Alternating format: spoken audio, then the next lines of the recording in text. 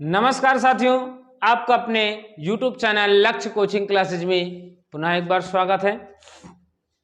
हम लोग व्यंजन पढ़ रहे थे और व्यंजन में हम लोग कल की क्लास में पढ़े हैं कि व्यंजन कितने प्रकार के होते हैं। व्यंजन 3 प्रकार के होते हैं। व्यंजन कितने होते हैं ना, व्यंजन कितने प्रकार के होते हैं? 3 प्रकार के होते हैं। स्पर्श व्यंजन, ऊष्म व्यंजन, अंतःस्थ व्यंजन, है ना।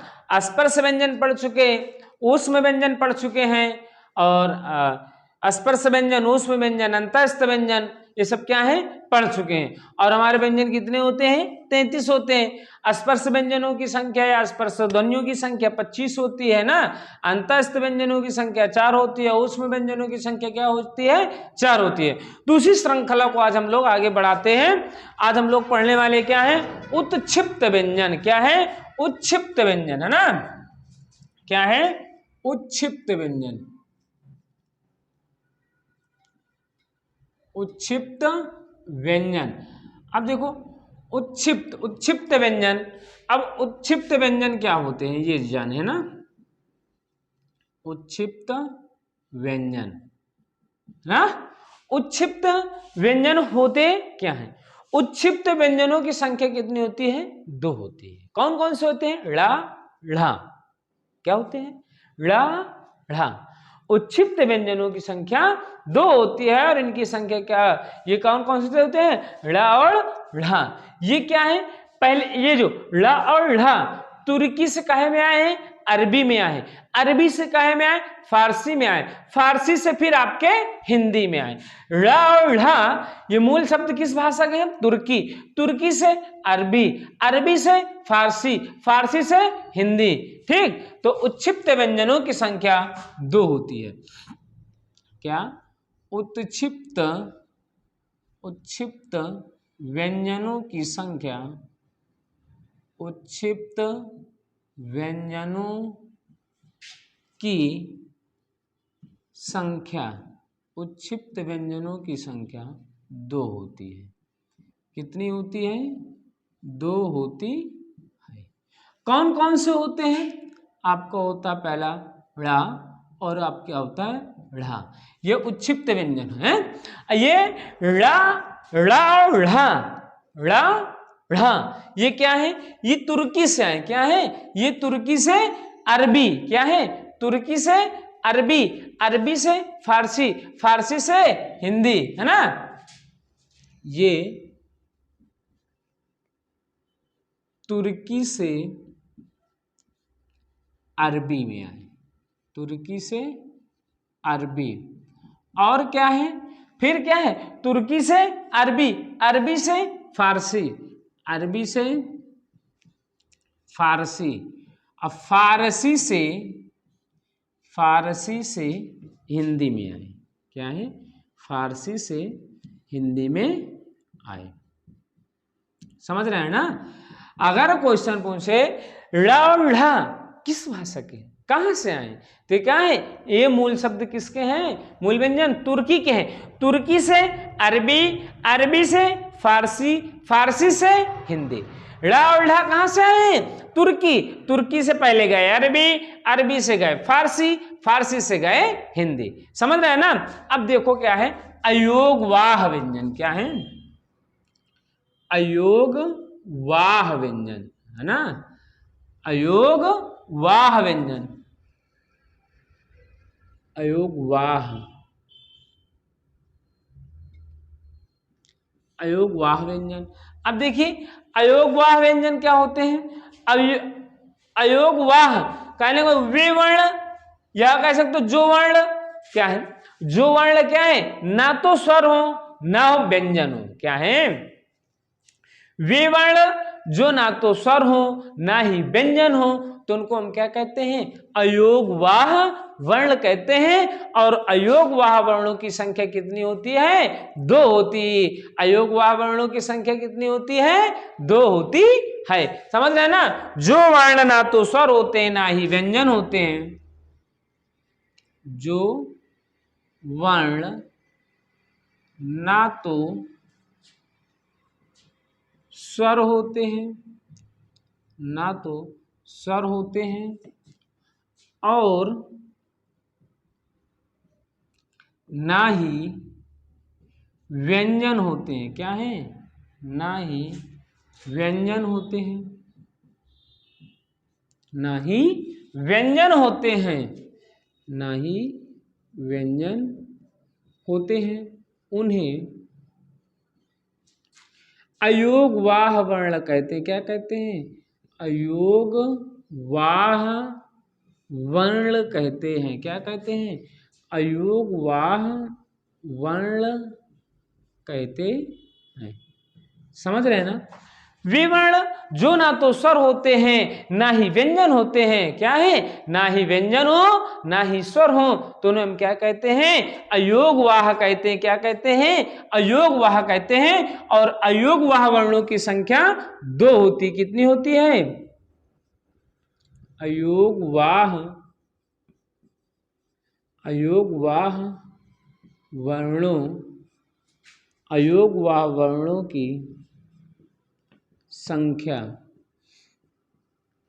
2 होती है। कितनी होती है? 2 होती है। अब देखो कौन कौन से होते हैं अयोगवाह। ये होता है आपका अयोग अंग और अर्थात अनुस्वार और विसर्ग। क्या होते हैं ये? अयोगवाह होते हैं। क्या होते हैं? अयोगवाह वे वर्ण होते हैं जो ना तो स्वर होते हैं ना ही व्यंजन होते हैं। उन वर्णों को हम अयोगवाह कहते हैं। अयोगवाह वर्णों की संख्या 2 होती है, अनुस्वार और विसर्ग। क्या है? अनुस्वार और विसर्ग अर्थात अंग और हा। अब देखिए क्या है? अंग को क्या कहते हैं? अनुस्वार कहते हैं। अंग को अनुस्वार कहते हैं। क्या कहते हैं? अनुस्वार कहते हैं। अंग को क्या कहते हैं? अनुस्वार कहते हैं। और क्या है? आहा ना, इसको हम क्या कहते हैं? विसर्ग कहते हैं। क्या कहते हैं? विसर्ग ना। क्या कहते हैं? विसर्ग कहते हैं। समझ रहे हैं ना? यही आपके क्या है? अयोगवाह वर्ण है। अयोगवाह वर्ण कौन कौन से होते हैं? अंग और आहा। अब देखिए ये रहे। अब इसके आगे हम लोग चलते हैं। क्या है? प्राण एवं शक्ति के आधार पर व्यंजन, है ना। अगला प्रकार है प्राण एवं शक्ति के आधार पर व्यंजन। अब देखिए क्या है? प्राण एवं शक्ति के आधार पर व्यंजन। अब देखिए प्राण एवं शक्ति के आधार पर व्यंजन कितने प्रकार के होते हैं? प्राण एवं शक्ति के आधार पर व्यंजन 2 प्रकार के होते हैं। पहला होता है अल्प प्राण व्यंजन, फिर होता है आपका महाप्राण व्यंजन। क्या है? अल्प प्राण व्यंजन और महाप्राण व्यंजन। क्या है? प्राण एवं शक्ति के आधार पर अगर व्यंजन के प्रकार पूछेगा तो प्राण एवं शक्ति के आधार पर व्यंजन आपके 2 प्रकार के होते हैं। कौन कौन से होते हैं? अल्प प्राण होते हैं और महाप्राण होते हैं। क्या होते हैं? अल्प प्राण होते हैं और महाप्राण होते हैं। और अल्प प्राण क्या होते हैं? प्रत्येक वर्ग का पहला, तीसरा और 5वां वर्ण प्लस अंतःस्थ व्यंजनों को हम क्या कहते हैं? अल्प प्राण कहते हैं। कहने क्या मतलब है? अगर पूछ ले अल्प प्राण व्यंजन किसे कहते हैं, तो प्रत्येक वर्ग का पहला, तीसरा, 5वां, पहला, तीसरा, 5वें वर्णों को हम अल्प प्राण कहते हैं। और इसी में क्या है? अंतःस्थ व्यंजनों को हम जोड़ देते हैं, अर्थात सभी अंतःस्थ व्यंजन क्या होते हैं? अल्प प्राण होते हैं। चलिए देखिए क्या है? प्राण एवं शक्ति के आधार पर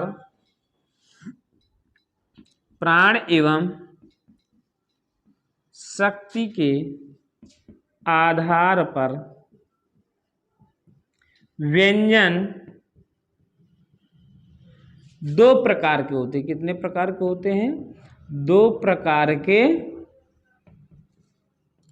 होते हैं। प्राण एवं शक्ति के आधार पर व्यंजन कितने प्रकार के होते हैं? 2 प्रकार के होते हैं। नंबर 1 में आपका होता है अल्प प्राण व्यंजन, फिर आपका होता है नंबर 2 में महाप्राण। क्या होता है? महाप्राण। ठीक, क्या है? अल्प प्राण और महाप्राण। अल्प प्राण में क्या होता है? प्रत्येक वर्ग का पहला, तीसरा और पांचवा और प्लस अंतस्थ व्यंजन, है ना। तो देखिए इसको आप लोग क्या कर लीजिए, नोट कर लीजिए। हम लोग आगे चलते हैं ना, अल्प प्राण पढ़ते हैं। क्या है? अल्प प्राण पढ़ते हैं। तो आप लोग इसको क्या कर लीजिए, जल्दी से नोट कर लीजिए ना, और स्क्रीनशॉट न लिए हो तो स्क्रीनशॉट ले लीजिए ना।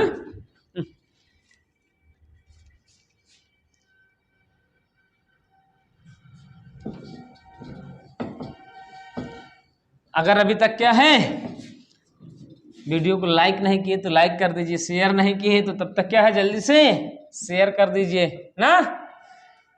आप लोग भी थोड़ी सी क्या करिए, मदद करिए, आपका ये अपना परिवार थोड़ा सा क्या है, ग्रो करे ना। समझ रहे हैं ना? मुस्कुराते बस ना रहिए, थोड़ा सा क्या है, शेयर एयर भी कर दिया करिए, ठीक। हाँ, अगर पसंद आया करे तो लाइक जरूर किया करे। और आप लोग यार ये कमेंट करके बताते नहीं हो कि क्लास आपको कैसी लगी। अगर आप क्लास ले रहे हैं तो पूरी क्लास लीजिए, अगर समझ में आ रहा तो वो बताइए, नहीं समझ में आ रहा तो वो भी बताइए ना कि आप लोगों को क्लास लगी कैसे। यार पता नहीं चल पाता है कि आप लोगों को क्लास ये जो पढ़ा रहे हैं समझ में आ रहा है कि नहीं आ रहा। तो आप लोग कमेंट बॉक्स में कमेंट करके जरूर बताया करें। यदि आपका हिंदी से कोई भी रिलेटेड क्वेश्चन है तो आप लोग कमेंट बॉक्स में क्या है, अपना क्वेश्चन भी डाल सकते हैं और उसका आंसर आपको दिया जाएगा। समझ रहे हैं ना? तो चलिए यहाँ हम क्या पढ़ रहे हैं, अल्प प्राण। क्या है? अल्प प्राण, है ना। नंबर 1 में हम लोग पढ़ते हैं अल्प प्राण।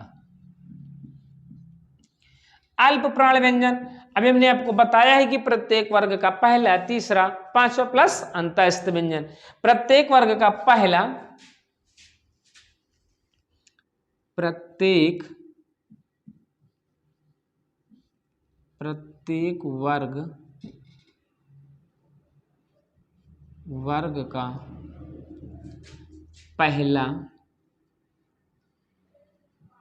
पहला, तीसरा और पांचवे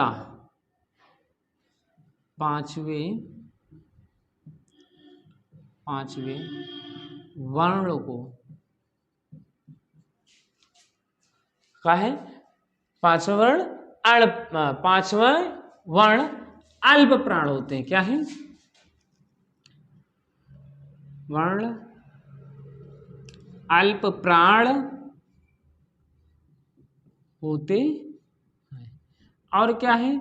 इतने देखो, प्रत्येक वर्ग का पहला, तीसरा, पांचवा, और क्या है, तथा ह को छोड़ करके अंतस्थ व्यंजन अल्प प्राण होते हैं। तथा ह को छोड़कर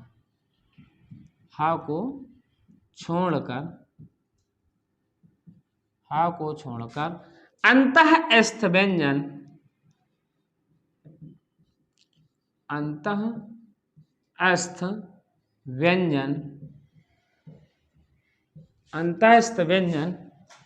अल्प प्राण होते हैं। क्या होते हैं? अल्प प्राण होते हैं। क्या होते हैं? अल्प प्राण होते हैं। समझ रहे हैं ना? प्रत्येक वर्ग का पहला, तीसरा, पांचवा प्लस अंतःस्थ व्यंजनों को हम क्या कहते हैं? अल्प प्राण कहते हैं। इसके लिए देखिए क्या है ट्रिक, 135 प्लस अंतःस्थ व्यंजन। अगर का है अल्प प्राण पूछ ले, भैया अल्प प्राण याद करने का फार्मूला क्या है? 135 प्लस अंतःस्थ व्यंजन। 135 का मतलब प्रत्येक वर्ग का पहला, तीसरा, पांचवा वर्ण। क्या है? पहला, तीसरा, पांचवा वर्ण। देखो जैसे क्या, 1, 3, 5। अब देखिए क्या है, का, चा, टा, ता, पा। का, चा, टा, ता, पा। क्या है? का, चा, टा, ता, पा। का, चा, टा, ता, पा। फिर आपका क्या है? गा, जा, गा, जा, डा, दा, बा। गा, जा, डा, दा, बा, क्या है, गा जा डा दा बा। फिर क्या है, अंगा इंयाड़ा ना मा, अंगा इंयाड़ा ना मा। अब इधर देखो क्या है, इधर आपके क्या है, अंतःस्थ, अंतः अस्थ। अंतःस्थ में क्या है, या रा ला वा सा। ठीक, क्या है, या रा ला वा सा। देखिए क्या है, कैसे पढ़ना है, का चा टा ता पा, का चा टा ता पा, गा जा डा दा बा, अंगाइयाड़ा ना मा। क्या है, अंगाइयाड़ा ना मा, या रा ला वा सा। क्या है, या रा ला वा सा। तो आप क्या साथ में उच्चारण करते रहिए, तो आपको क्या है, ज्यादा बेहतरीन से समझ में आएगा ना।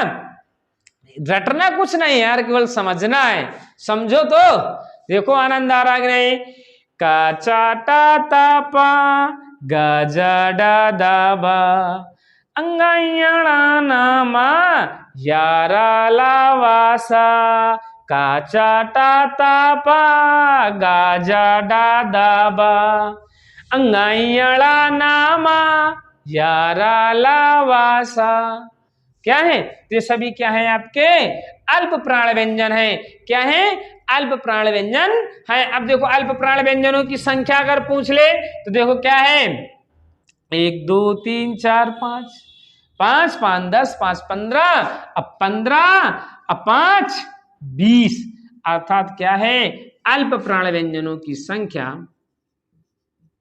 अल्प प्राण व्यंजनों की संख्या, ठीक, क्या है, अल्प प्राण व्यंजनों की, अल्प प्राण व्यंजनों की संख्या कितनी होती है, 25 होती है। कितनी होती है, 25 होती है। क्या है, अब अल्प प्राण समझ में आया ना। अगर अल्प प्राण में देखो बहुत ही आसानी तरीके से, आसान तरीके से क्या है, प्रत्येक वर्ग का पहला, तीसरा, पांचवा प्लस अंतःस्थ व्यंजन, या इसी को हम शॉर्ट में कह सकते हैं 135 प्लस अंतःस्थ व्यंजन। क्या है, 135 प्लस अंतःस्थ व्यंजन ना। अब देखो क्या सीरियल से जो का खा का चा टा ता पा, पहला वर्ण है ना, 5 वर्ग होते हैं, 5 वर्ग का पहला पहला वर्ण का चा टा ता पा। फिर क्या है, तीसरे में आ जाओ, गा जा डा दा बा, गा जा डा दा बा। पांचवा, अंगाइयाड़ा ना मा, अंगाइयाड़ा ना मा, यारा लावासा। क्या है, यारा लावासा। समझ रहे हैं ना। तो आपको क्या है, अल्प प्राण समझ में आ गए होंगे। अब हम लोग चलते हैं क्या है, महाप्राण। इनको नोट करिए, साथ में क्या है, आप लोग नोट्स बनाते चलिए। अब हम लोग क्या है पढ़ेंगे, महाप्राण व्यंजन। क्या है, महाप्राण व्यंजन। देखो कितने आसानी से समझ में आ रहा है कि नहीं। आप लोग अगर समझ में आ रहा है तो आप लोग कमेंट बॉक्स में बताइए एक बार जरा से कि हाँ सर ये समझ में आ रहा है जो आप पढ़ा रहे हैं। कमेंट बॉक्स में बताइए समझ में आ रहा है कि नहीं। अगर यह आ रहा है तो सब लोग यस करिए, नहीं समझ में आ रहा है तो नो करिए। तो चलिए हम लोग चलते हैं महाप्राण में, है ना। क्या है, महाप्राण व्यंजन। क्या है, महाप्राण। अब देखिए अल्प प्राण 135 अंतःस्थ, 135 प्लस अंतःस्थ। अब महाप्राण क्या होता है, 24 ऊष्म महाप्राण, 24 ऊष्म महाप्राण। तो कहने का मतलब क्या है, प्रत्येक वर्ग का दूसरा तथा चौथा वर्ण महाप्राण होते हैं। प्रत्येक वर्ग का, प्रत्येक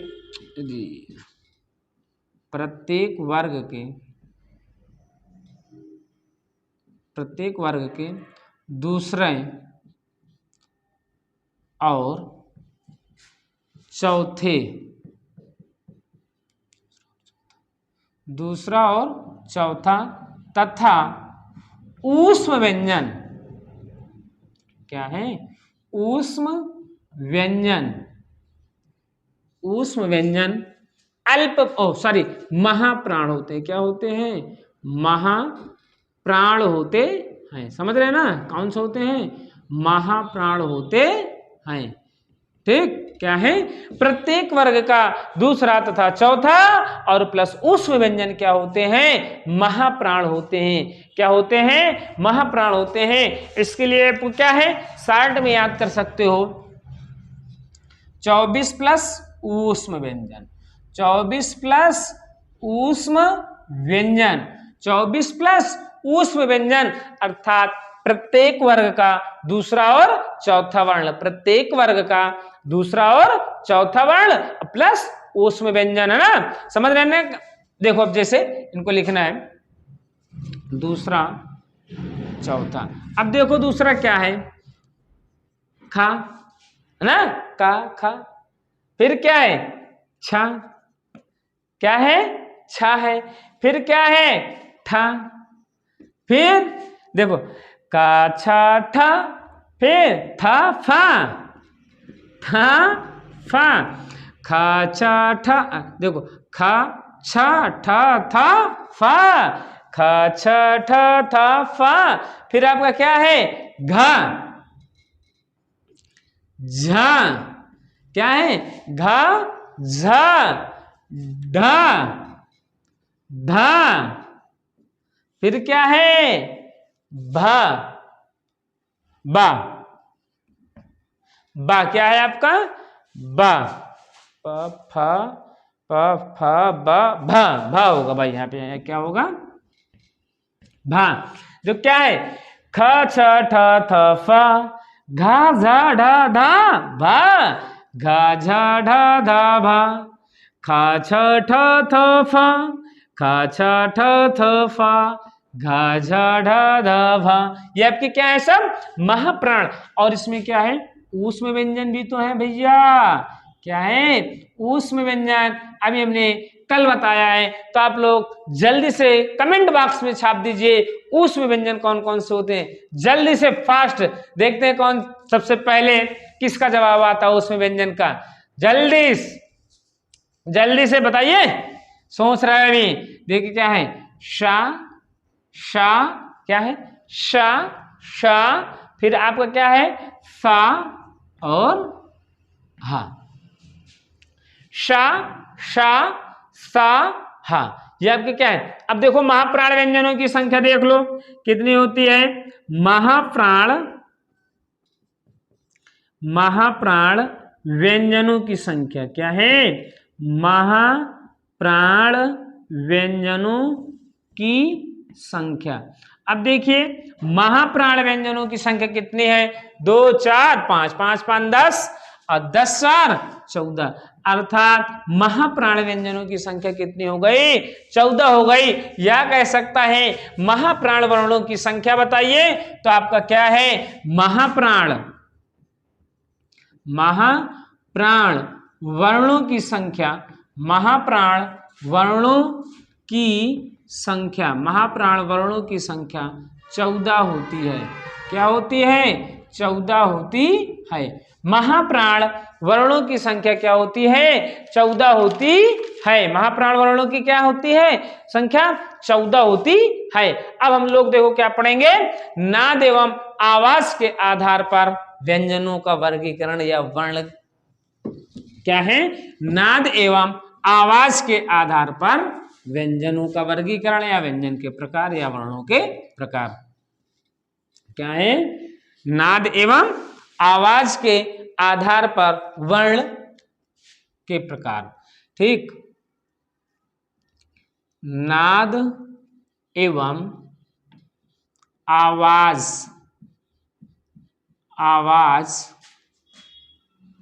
के आधार पर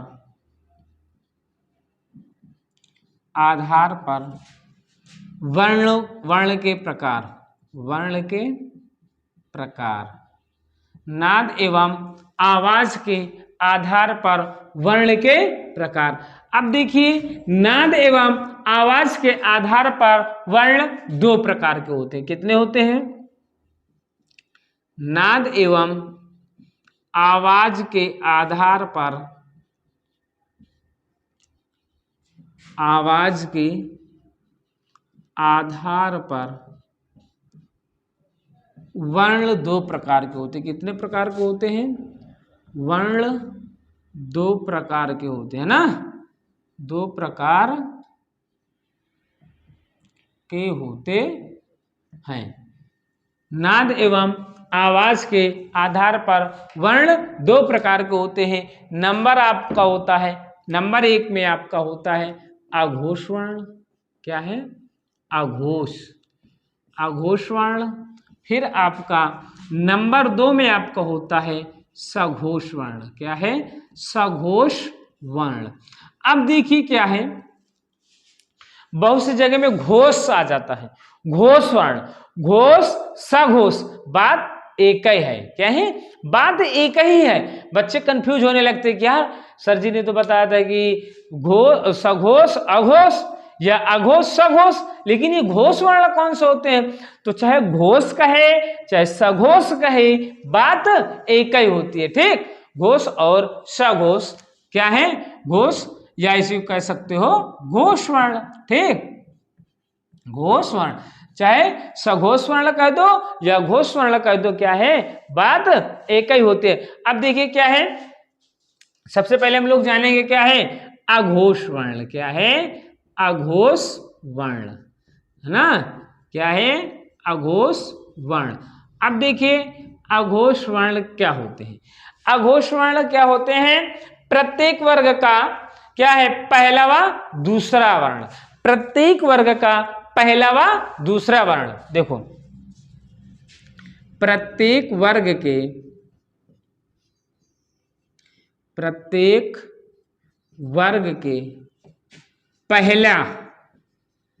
पहले तथा दूसरे वर्ण, पहले तथा दूसरे,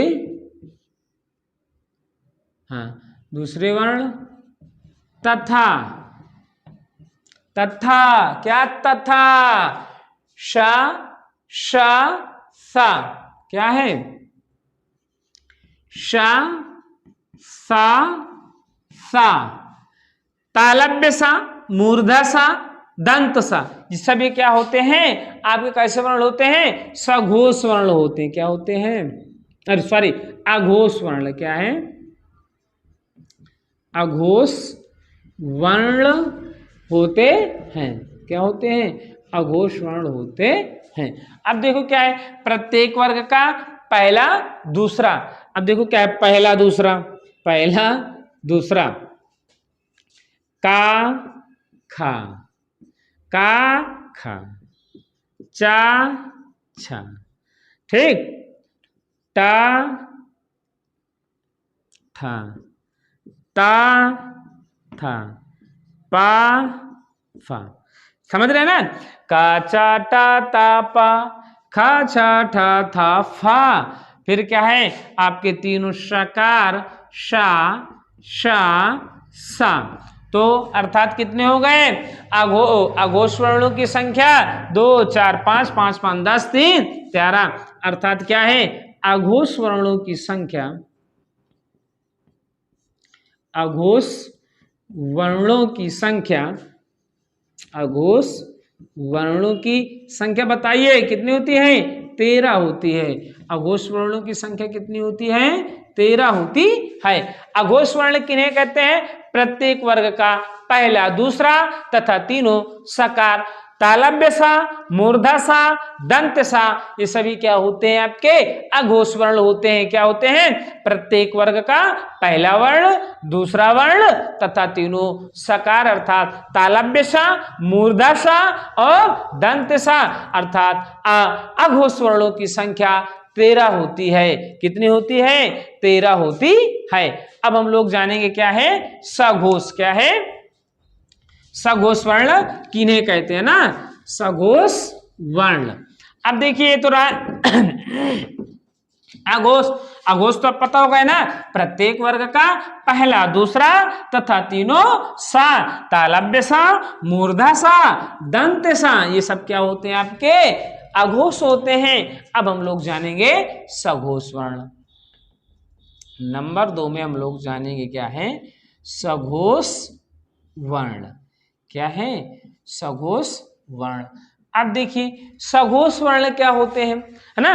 अब देखो, अब जब हमको आघोष पता हो गया कि पहला दूसरा और तीनों सा, बाकी इनको छोड़ करके क्या होंगे, सभी तो क्या होंगे, सघोष होंगे कि नहीं होंगे। प्रत्येक वर्ग का तीसरा, चौथा, पांचवा, है ना। प्रत्येक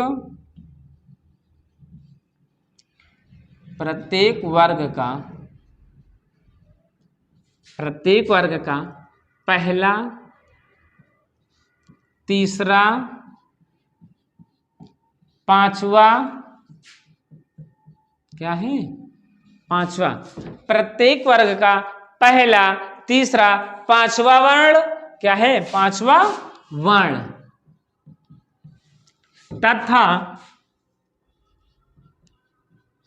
तथा या रा ला वा, या रा ला वा क्या है, या रा ला वा और हा।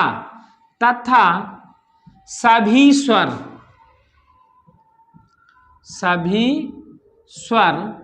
सघोष वर्ण होते हैं। क्या होते हैं, सभी स्वर सघोष होते हैं। क्या होते हैं, सघोष होते हैं। क्या होते हैं, सघोष होते हैं। समझ रहे हैं ना, कि प्रत्येक वर्ग का पहला, तीसरा, पांचवा, पहला, तीसरा, पांचवा, तथा या रा ला वा हा, और सभी आपके स्वर जो होते हैं, जितने भी आपके 11 जो स्वर होते हैं, सभी स्वर जो होते हैं आपके क्या होते हैं, सघोष होते हैं। क्या होते हैं, सघोष होते हैं, या कह सकते हो घोष होते हैं। समझ रहे हैं ना, या तो कह सकते हो घोष होते हैं, या कह सकते हो सघोष होते हैं। अब देखो हिंदी के पाणिनि थोड़ा सा जान लेना, ये हिसाब का क्या है, व्यंजन क्या है, आपके समाप्ति की ओर चल रहे हैं ना।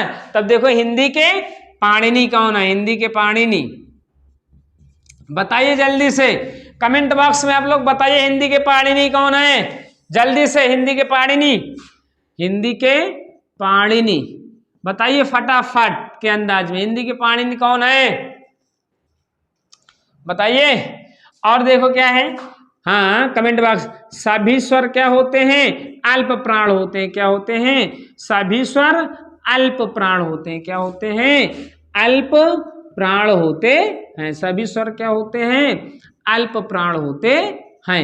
बताइए जल्दी से, अभी आप लोग बताना है, बताइए जल्दी से।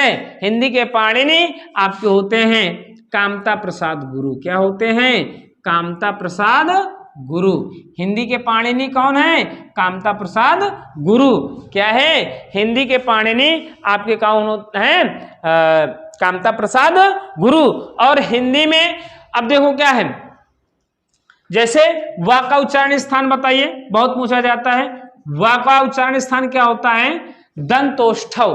क्या होता है, बहुत पूछा जाता है। वा का उच्चारण स्थान होता है दंतोष्ठव, दंतोष्ठव। ठीक, वा का उच्चारण स्थान क्या होता है, दंतोष्ठव। इसका सूत्र होता है दंतोष्ठव वकारस्य दंतोष्ठव, वकारस्य दंतोष्ठव। और आपका ए का उच्चारण स्थान आप लोग जल्दी से कमेंट बॉक्स में बताइए। हमने स्वर जब पढ़ाए थे तब बताए थे, बताइए फटाफट के अंदाज में कौन बता लेता है। तो आपका ए का उच्चारण स्थान होता है कंठ तालव्य। क्या होता है, कंठ तालव्य होता है। क्या होता है, कंठ तालव्य होता है। ए का उच्चारण स्थान क्या होता है, कंठ तालव्य होता है। और आपका औ का उच्चारण स्थान बताइए फटाफट। भाई आप लोग देर बहुत करते, बताइए ओ औ का उच्चारण स्थान फटाक दे। तो ओ औ का उच्चारण स्थान होता है कंठोष्ठव। क्या होता है, कंठोष्ठव। और ओ औ का उच्चारण स्थान क्या होता है, कंठोष्ठव होता है। और आपको अगर पूछ ले हिंदी में, हाँ हिंदी में उच्चारण स्थान कितने होते हैं, तो आपका हिंदी में उच्चारण स्थान कितने होते हैं, उच्चारण स्थान 5 होते हैं। कितने होते हैं, 5 होते हैं। हिंदी में उच्चारण स्थान कितने होते हैं, 5 होते हैं। क्या होते हैं, या कह सकते हैं हिंदी में कुल उच्चारण स्थान क्या है, कुल उच्चारण स्थान कितने होते हैं? 5 होते हैं। अगर कह दिया जाए उच्चारण के आधार पर व्यंजन के प्रकार बताइए, तो आपका उच्चारण के आधार पर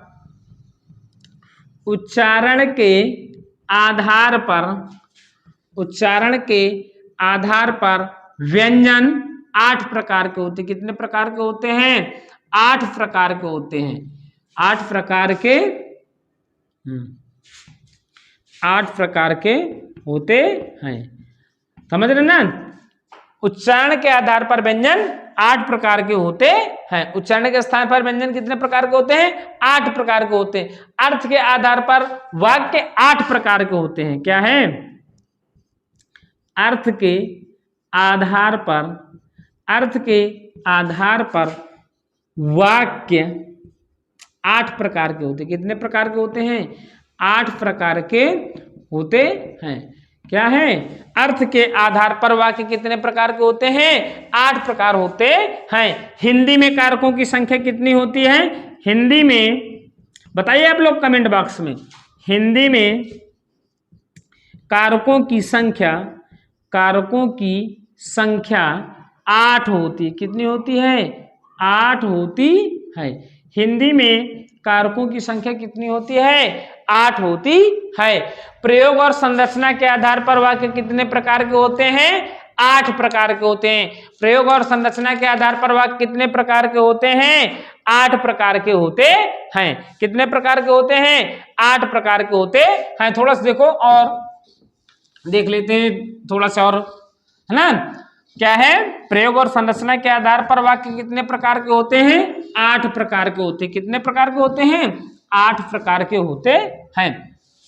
जैसे अगर आ जाए संघर्षहीन व्यंजन, तो संघर्षहीन व्यंजनों की संख्या 2 होती है। कितनी होती है? संघर्षहीन व्यंजन। अब देखिए संघर्षहीन व्यंजन कौन कौन से होते हैं? या और वा, इनकी संख्या कितनी हो गई? 2 हो गई। संघर्षहीन व्यंजनों की संख्या कितनी होती है? 2 होती है। ताड़नजात व्यंजन कितने होते हैं? 2 होते हैं। क्या है? ताड़नजात व्यंजनों की संख्या, आपकी ताड़नजात व्यंजनों की संख्या 2 होती। कौन होते हैं? ला और ढ़। क्या है? ला ढ़। ताड़नजात व्यंजन कौन से होते हैं? ला ढ़। फिर क्या है? अंक की बिंदी क्या है? केवल 11 स्वरों में होती है। क्या है? ये बिंदी जो होती है, ये बिंदी केवल कितने बिंदी? केवल 11 स्वरों में होती। कितने होती है? 11 स्वरों में होती है। अंग की बिंदी क्या है? केवल 11 स्वरों में होती है। और पंचम बिंदु क्या है? पंचम बिंदु क्या है आपका? वह का वर्ग का 5वें वर्ण में ही केवल आपका पंचम बिंदु का क्या हो जाता है? प्रयोग होता है। और नुक्ता चिन्ह का प्रयोग केवल का, खा, देखो नुक्ता चिन्ह क्या है? का, खा, ज, फा। जैसे इनमें नुक्ता चिन्ह लग जाता तो क्या हो जाते हैं? अरबी हो जाते हैं। क्या हो जाते हैं? अरबी हो जाते हैं। ठीक, क्या हो जाते? देखो आज तुमको थोड़ा से कुछ चिन्ह बता दे रहे हैं ना। हाँ, फिर आपको इसके आगे वाली क्लास में आपको क्या है, थोड़ा से मिलेगा। क्या है आपको? जैसे व्यंजनों को स्वर रहित करना है, ठीक, विदेशी व्यंजन और भी आपको भी व्यंजन आपको मिलेंगे। तो आज हम लोग थोड़ा सा चिन्ह के बारे में जान लेते हैं। जैसे देखो ये है ऐसे ना। अब देखो इसको क्या कहते हैं?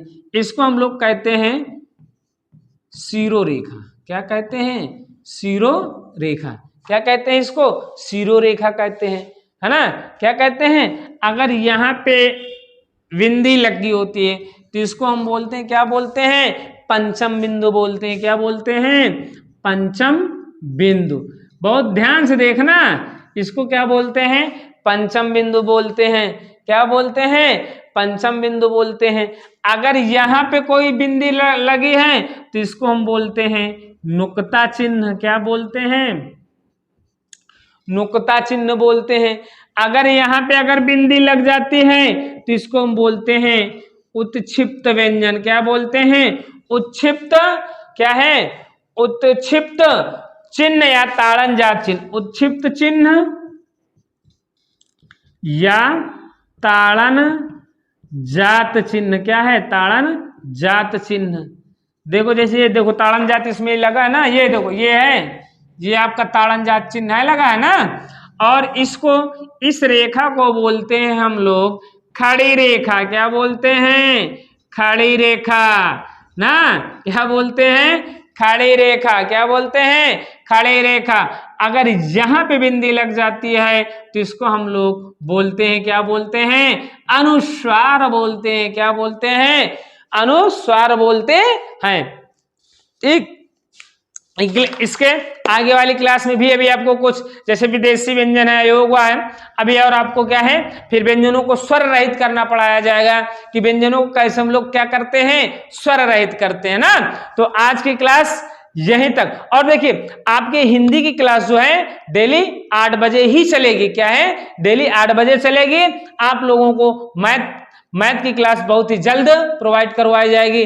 ठीक, एक ही 2 दिन के अंदर आपकी क्या है, मैथ की क्लास भी आपको मिलेगी। आप लोग क्या है, मैथ की क्लास के लिए कमेंट बॉक्स में टाइम जरूर बताइए कि सर इतनी बजे क्लास लीजिए। ठीक, तब तक के लिए फिर मिलते हैं अगली क्लास में। तब तक के लिए खुश रहिए।